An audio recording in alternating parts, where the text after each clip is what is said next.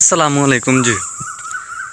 मोहम्मद नाजरीन, मेरा नाम मोहम्मद रमीज़ है। दोस्तों, आज देखी वाक़े नाल बड़ी खिदमत में हाज़र हाँ जनाब। गल सुन के पूरी तसल्ली नाल तां मैं ना गल्ला दी राय भी दित्ती पैनी है, मेहरबानी करनी है।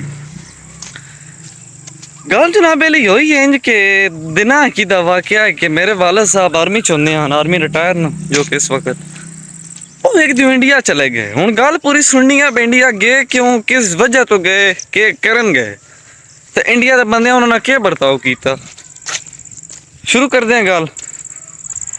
ओ जनाब होया है इनके वालिद साहब होरी कहीं ना तुहानू पता फिर फौजियां बने दी उदों कहीं ड्यूटियां गैर इलाके वाली होंदियां उदों बार्डरां नाल ही ते कहीं लम्मा चौड़ा प्रोसेस उन्हां दे होंदे न। ओ जनाब होया इंज के वालिद साहब होरी को सिलसिले निकले बाहर बमी जमी दुनिया वाह वाह उठा अरसा हो गया ना क्या क्या पतीर आना ते ओ जनाब दी एक जो कोई चीज़ जरूरती उन्होंने को थोड़ी उन्होंने काम भेज तो कहीं बाहरों लैन गए। जरूरती शाह कोई चीनी होगी, पत्ती होगी या खाना पीने वाली कोई भी चीज़, यानी जरूरती सामान अपना लैन गए।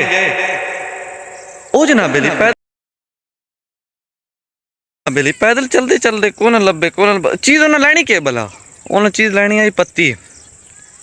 चलते गए चलते गए चलते गए, कौन शॉप है तो कौन चीज़ आई कौन साढ़े को, कोई नहीं आई नहीं।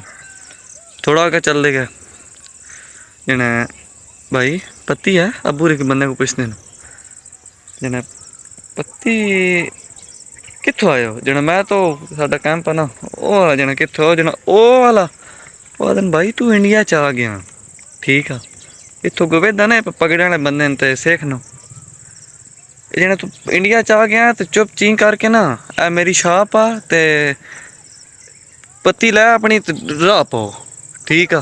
ये आई गलती की, चलो गलती हो गई है ठीक है, लेकिन अग्गा नालों भी ना हूँ दौर सख होता है। अग्गा बंदे मतलब कि जैसा कि हूँ साढ़े पाक भारत नाल चलते पे ना मुजाकरात बुली पिया खुदा ना खास साडा कोदा परिंदे ही जाट मारा ना मैं आदा साडा हूँ पार भी ना लब्भा।